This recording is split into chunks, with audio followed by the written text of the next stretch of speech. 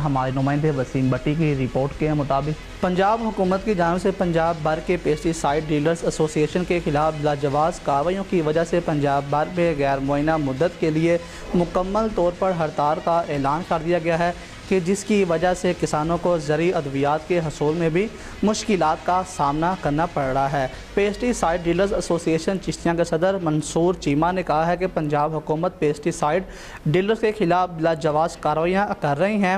ہم 97% لوگ صاف ستھرا اور معیاری کام کر رہے ہیں۔ پنجاب حکومت بلا وجہ ڈیلرز سائٹ پروٹیکشن اور باقی زرعی ادویات بنانے والوں کو تنگ کر رہی ہے۔ اب ہم ہڑتال پر مجبور ہو چکے ہیں۔